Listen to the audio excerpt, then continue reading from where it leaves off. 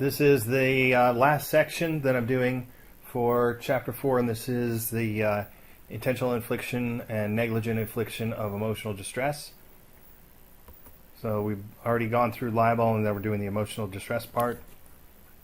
Emotional distress is a little bit different than what we've been talking about with libel, but you've got somebody who's alleging injury, but it's not to reputation. Here it's to somebody's mental and emotional well-being.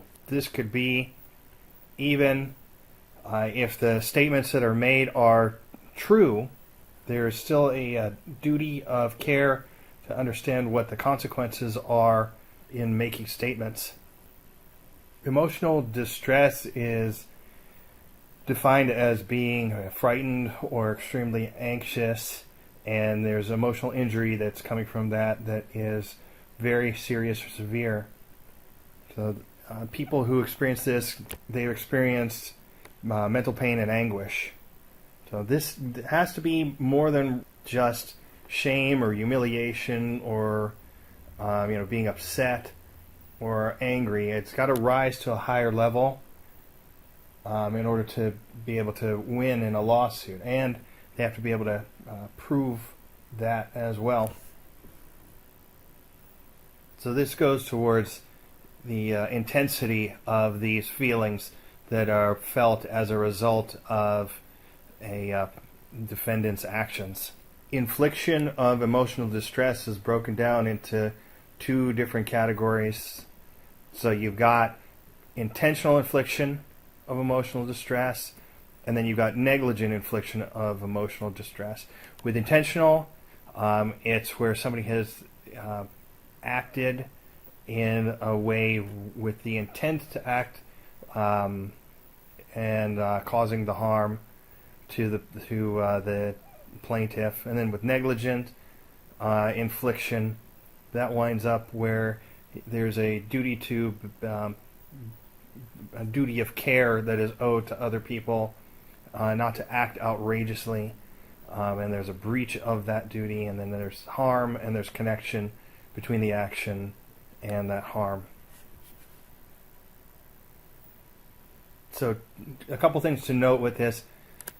Not every jurisdiction, not every state will have laws that allow plaintiffs to sue for intentional or negligent infliction of emotional distress. And also, usually when you're looking at this, you're looking at extreme behavior, what they call extreme and outrageous behavior on the part of the defendant. So it's beyond the bounds of normal decency that society tolerates. So it would shock the conscience of anyone who was aware of these facts. The textbook covers emotional distress from pages 178 through 185, and does more coverage for intentional infliction of emotional distress than negligent. There are some different examples that are in here. There's a example of extreme and outrageous behavior by a film crew for a television show. What was it? Female Forces, where they follow female police officers, and there was someone who was arrested, and all of it was recorded. She did not consent to having that information aired, and yet it did get aired, and so the information was put out about her arrest and the sobriety test and her driving under a suspended license and the search of her car and comments that were made. And so she was able to prove that there was extreme and outrageous behavior, and that was in spite of the police department saying that footage would not be aired.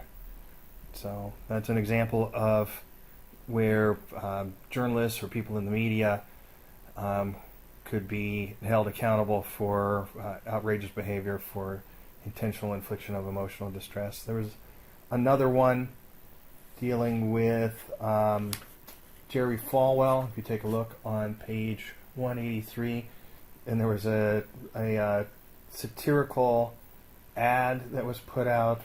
Jerry Falwell talks about his first time. That one's kind of a famous case. So if you take a look on page 183, there's actually a copy of that satirical ad. This was published in Hustler magazine, and Jerry Falwell sued Larry Flint, who was the publisher, the owner, and because of the allegations of intentional actions, he also sued for punitive damages, for punishment, because there was that intent that was alleged with extreme and outrageous behavior. This made its way all the way up to the Supreme Court, and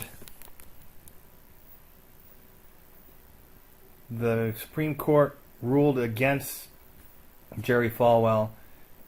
The factor that made the difference was that he was a public figure, and so that actual malice standard applies. And because there weren't any real facts that were used in this satire, there wasn't any information that could be considered untrue or false. Part of the reasoning with that was that plaintiffs couldn't use intentional infliction of emotional distress as a backdoor or as a workaround for a libel suit that would get blocked by the actual malice standard.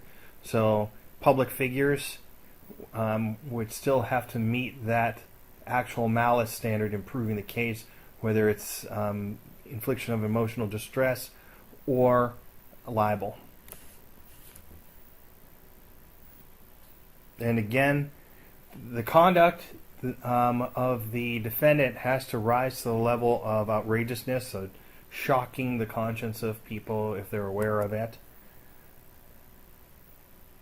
And I had already talked about actual malice if they're a public figure, so you have to show that there are false statements that are being made, and that they're being made intentionally. And again, the injury has to be more than just being upset or angry or resentful or embarrassed. Really, it has to be a high level of shame or humiliation or severe disappointment. And here are some additional materials. This is really referencing what's in the textbook on pages 181 through 84 and 189 through 191. You can take a look at those materials on your own. The case does involve libel, and it involves slander, but also the focus here in the textbook is on intentional infliction of emotional distress. All right, that gets us through the materials for Chapter 4. Chapter 5 is what we're going to be starting next, and that is sort of a companion chapter to Chapter 4. It's working the defenses for libel and for defamation. So we'll get to that.